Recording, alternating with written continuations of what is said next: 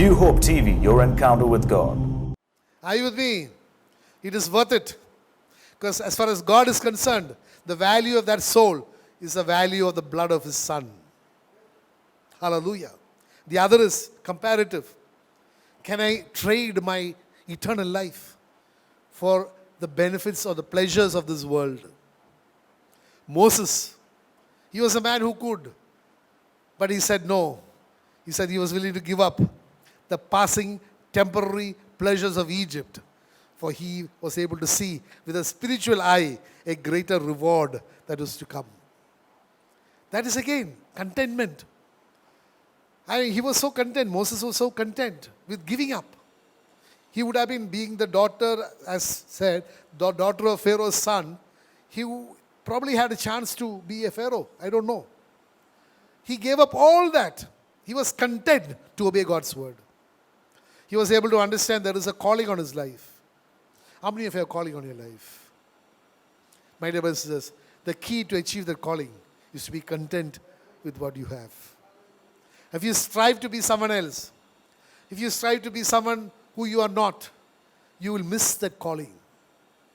If you miss the calling, you will miss your goal. So today you and I need to understand the most important thing in our life is to be content. Again, 1 Timothy 4:8 says, for body, please, I'm just reading God's word. Because when I wrote it, I said I must also give it with a caution. I am not against physical exercise. Hello? I believe that you should exercise. You should keep your body is a temple. How many of you believe your body is a temple of the Holy Spirit? It's God's word.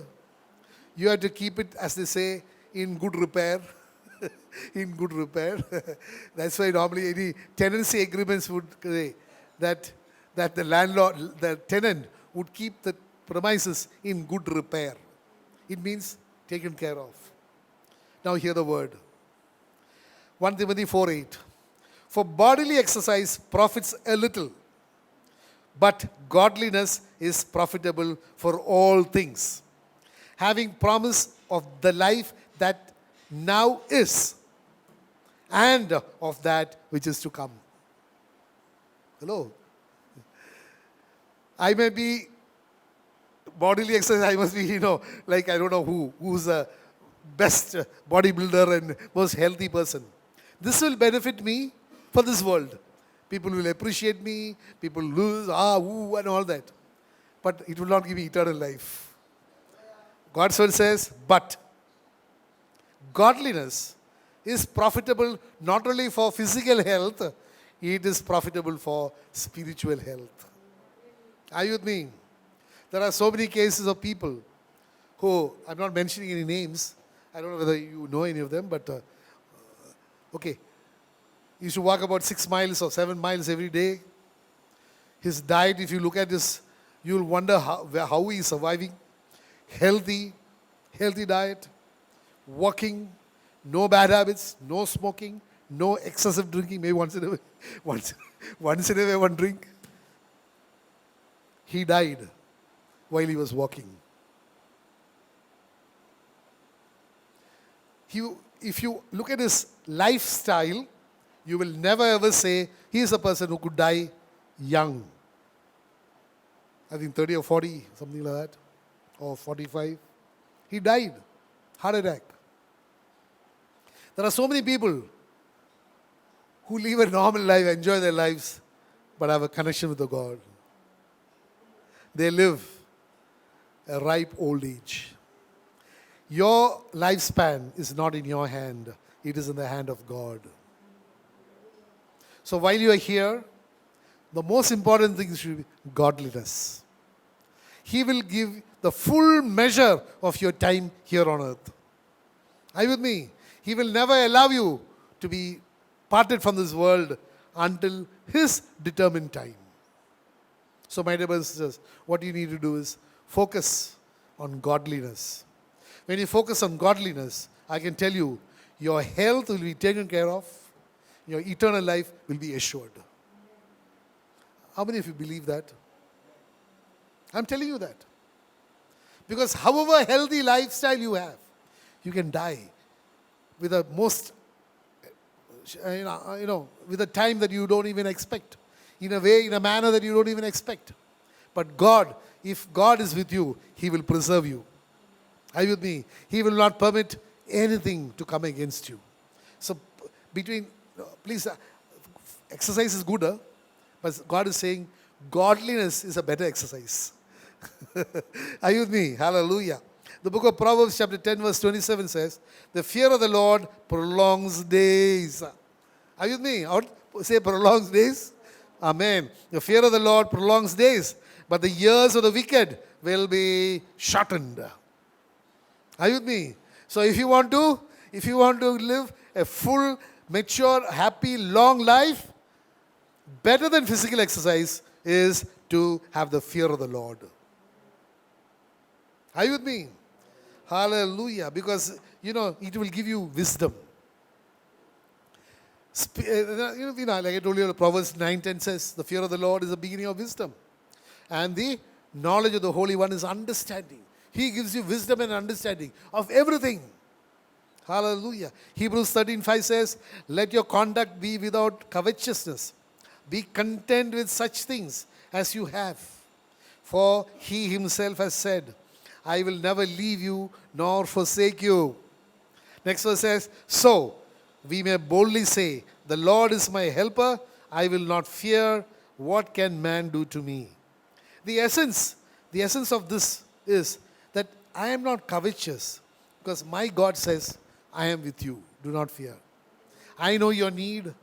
I will satisfy every need of yours according to my riches. Are you with me? That is the assurance that I have. That is the assurance which every believer should have. That He says, I will never leave you nor forsake you. If that assurance is there, then I don't have to be covetous. I don't have to desire to get something else, something that belongs to someone else, by means which are not good or correct. God will give each one his portion. Are you with me? Just like a parent would give each child his portion. Some people eat more, different children. Some children have good appetite. They all survive. They don't die. So each one, God gives his portion. All that you need to have is trust that my God will never leave me nor forsake me. How many of you have the trust? Amen. Hallelujah. So that is why, that gives us such confidence to believe and trust in the Lord and in His word.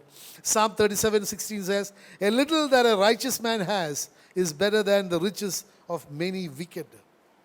We need to take this, that the little that Psalm 37:16, or similar word is Psalm 16:8.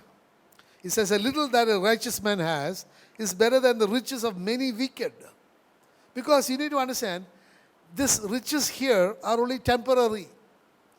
But your righteousness will take you not only from this world, provide for you in this world, but it will provide for eternal life. But the wicked riches will prevent you from entering into eternal life. Psalm 84:10 says, for a day in your courts is better than 1,000. I would rather be a doorkeeper in the house of my God than dwell in the tents of wickedness. These are the things which we, in practical life, we must be able to, these should be the benchmarks. Are you with me? The benchmarks of our life. The benchmarks that determine how we will fashion our lives, our thoughts, our actions. That, just to spend some time with the Lord, that is more than sufficient. It is also an encouraging word for everyone who is ministering. Even to put a chair for the Lord is a greater thing than to be probably the governor of a state. Are you with me? It says, for a day in your courts is better than 1,000. I would rather be a doorkeeper in the house of my God than dwell in the tents of wickedness. So today you and I need to understand that God has called each one of us.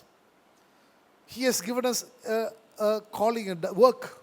That work is precious for Him. Whatever be the work, for you it is to be faithful to what He has given us. Next verse says, for the Lord God is a sun. Sun gives power, and a shield. A shield protects you, right? The Lord will give grace and glory.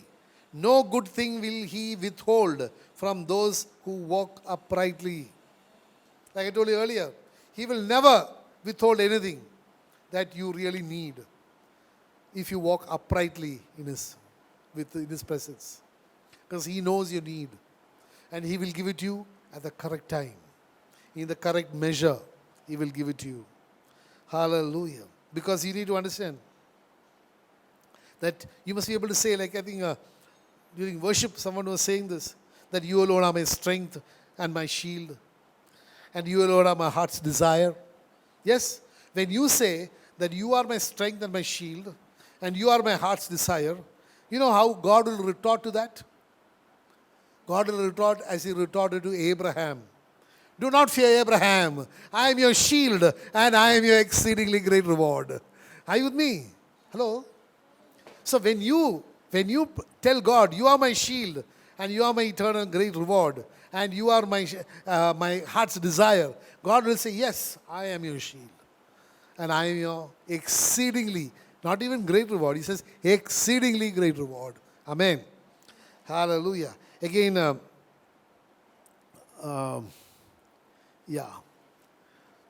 when you read actually that verses, Genesis 15:1. And it starts with after these things. After these things which took place in Genesis 14, verses 18 to 24, where we know how Abraham gave a tithe to Melchizedek. Abraham refused the loot of the battle. And he said, I don't even want a shoe strap, because then you will say that you made me rich. But I know a God who can make me rich, and I'd rather rely upon that God than you. Which means actually, I don't want the world to make me rich. I want my Father, Jehovah, to make me rich. And when I have that trust, he says, I am your shield and I am your exceedingly great reward. My dear brothers and sisters, this covenant promise is not just for Abraham. It's for everyone who has the faith of Abraham. Are you with me? Just like in the book of Galatians chapter 3 verse 13 and 14. Jesus became a curse so that you and I might become the inheritors of the blessings of Abraham.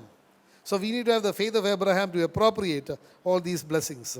Again, contentment, when you talk of 1 Timothy 6:7. For we brought nothing into this world, and it is certain that we can carry nothing out. And having food and clothing, with these we shall be content. Hallelujah. We hear about a story about Alexander the Great. He is one of the greatest of emperors in history. And when he died, it is said, I don't know, it is said that he commanded that his two hands should be put out of the coffin, not inside.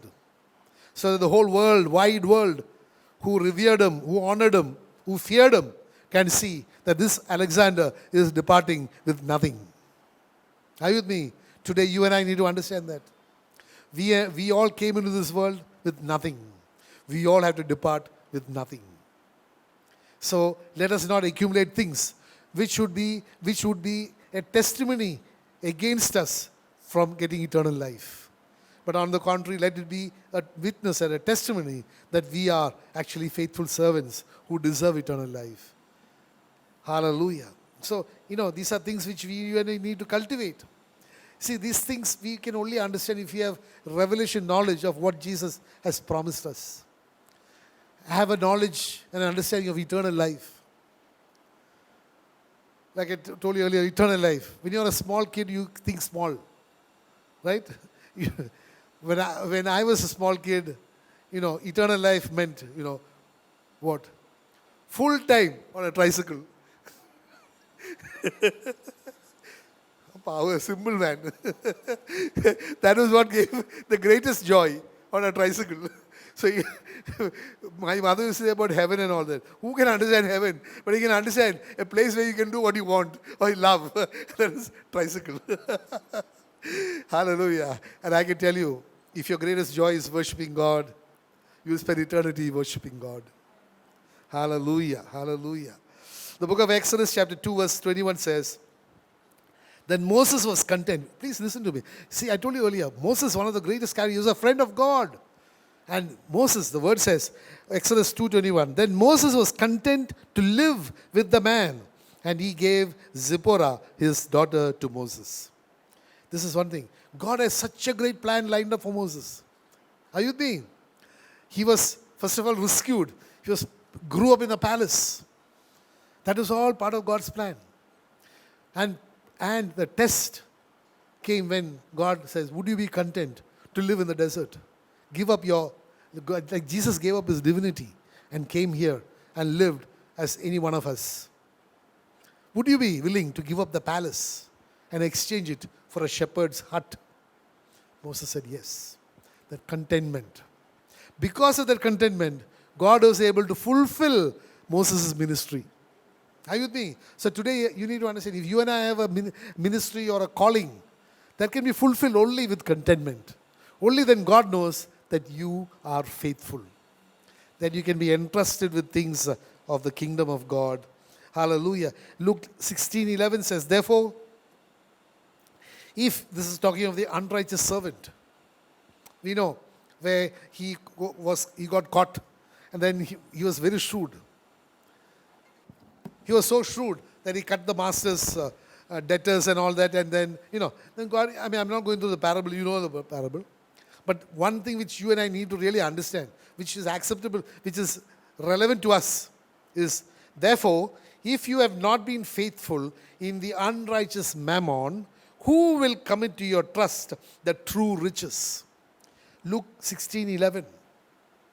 So you need to understand, unrighteous mammon are the things of the world. If you are not honest, if you are not trustworthy with the things of the world, who will entrust you with spiritual things? So today you need to understand, if we have a ministry, the most important thing to be blessed in the ministry is to be content and honest with the things of the world. Only then the Lord will entrust you with the real riches, the real riches of the kingdom of God. Luke 3:14 says, likewise the soldiers asked him, saying, and what shall we do? So he said, do not intimidate anyone or accuse falsely, and be content with your wages. Be content with what you earn, with what you have. Contentment is so important to win the favor of God and to demonstrate your faithfulness to God. Hallelujah. 1 Timothy 6:6 says, 1 Timothy 6:6 about this contentment. It is written by Paul, like I told you earlier, to his spiritual son, you can call, Timothy. And he warns Timothy about, the things that could come against your godliness. That is, and the financial gains which will tempt you from giving up your godliness. And when you read that 1 Timothy 6:5 says, useless rankings of men of corrupt minds and destitute of the truth, who suppose that godliness is a means to gain, from such withdraw yourself. Many people, they look at the ministry even given to them as a means of livelihood. Are you with me? Because, I'm not blaming or criticizing anyone, but it's a common fact that there are so many men of God, preachers, who amass large amounts of wealth and they use it for their personal use. I mean, it's not kuttambari alla at all. This is a fact. Others, God's word won't write 2,000 years ago saying that useless ranking, who suppose that godliness is a means to gain. From such withdraw.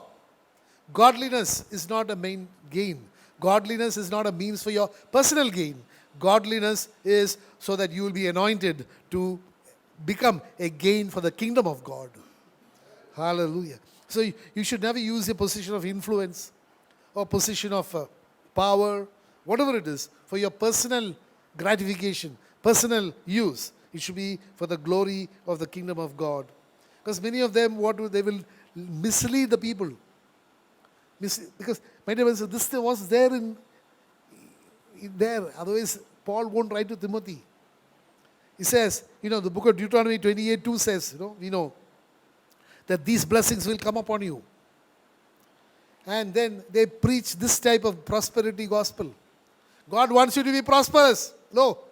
Okay.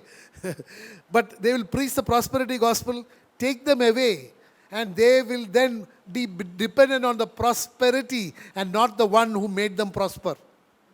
Are you with me? The focus will change. That is where Paul is warning Timothy, please keep away from such people. So today, that is because they are not content. They all will have to stand answer one day before God. But that is not our business. That the master will look after his servant's business. But this is a word of caution that you and I should not fall into the trap. If God has blessed you in any way, it is to serve the kingdom. Freely have you received, freely shall you give. Are you with me? Hallelujah. So you need to understand that, that we should strive for the glory of the kingdom of God. And we should not have the mindset of the world where even the ministry is used as a means of gain. 1 Timothy 6:6 again says, it urges us to refocus rather. It urges us to refocus on the real gains. The real gains are the things of the kingdom of God. Hallelujah, hallelujah. Again, Proverbs 23:4 says, do not overwork to be rich. Because of your own understanding, cease. Are you with me? Do not overwork to be rich. Many people work. They don't enjoy the riches they accumulate. Or they work, and all the riches are paid to the hospitals. So you and I need to have have a good balance between work, prayer, spending time with the family, with others. Should be an overall balance. Hallelujah. If you have doubted, please read it. The Proverbs says, 23:4 says. So I'm saying, do not overwork to be rich. Because of your own understanding, cease. Hallelujah. This does not mean that you shouldn't work. Overwork. Hallelujah. And again reminds us, Matthew 6:19-21. It says, like I told you earlier, lay up treasures in heaven. That should be our deposit. Not on this early thing. When you die, your deposit will go to your children or to your wife or your whatever it is. But there are certain deposits which no one, I would say, I mean, in a lighter vein, I should say that moth cannot destroy, robbers cannot steal, or even your wife cannot inherit. Or your children cannot inherit because it is personal. I can have the liberty of telling her that. So, what I mean is, these are things which are personal, which is it is attached to your person. It is something like your biometric. You cannot exchange your eyeball thing to someone else. Similarly, your relationship with God cannot be exchanged with anyone else. You have to cultivate it in your lifetime here. Hallelujah. Again, 2 Chronicles chapter 1, verses 11 to 12. God blesses, Solomon. And you need to understand, all those places, the blessing is coming because of their faithfulness. And, Solomon, when God asked him what does he want, he never asked for riches. He was content with what he had. He never asked for more land, more territory. But he said, give me wisdom. And because he was content with what he had, God gave him not only wisdom, he gave him riches. Are you with me? So you need to understand, God blesses you for your contentment. Hallelujah. Again, 1 Timothy chapter 6, verse 17. Again, we should never be arrogant with our riches. I think we'll just read this. 1 Timothy chapter 6, verse 17. It says very clearly, rich are so arrogant sometimes. The riches they flaunt their riches, arrogance. But God says very clearly, gives us a warning. 1 Timothy chapter 6, verse 17 says, command those who are rich in this present age not to be haughty, not to trust in uncertain riches, but in the living God who gives us richly all things to enjoy. So don't trust in your riches. Don't be haughty because of your riches, but rather trust in the Lord. Colossians 1:27. So what does that trust lead you to? The trust leads you to an understanding that Christ in you is a hope of glory. Christ in you is a hope of glory. So your glory, your fulfillment, your everything, the source is the presence of God in you. And to conclude, Ephesians 3:8 says, "To me, who am less than the least of all the saints, this grace was given that I should preach among the Gentiles the unsearchable riches of Christ." The unsearchable riches of Christ. So our contentment should be in possessing that Christ who has unsearchable, who is the author or the possessor of unsearchable riches. That is why he says, "Eye has not seen, ear has not heard, nor has a human heart perceived, but God has kept in store for those who love him." So when I am not covetous, when I am content with what I have, with what God has given me, actually I am demonstrating my love for God. Are you with me? And then he will give you things which you have never thought of. That is why God's word says, "And to him who is able to do exceedingly, abundantly, much more than you can ask or think, according to the power that works in us." So all these things are the fruit of your trusting God. When you trust him, he will honor you. When he honors you, it will be limitless.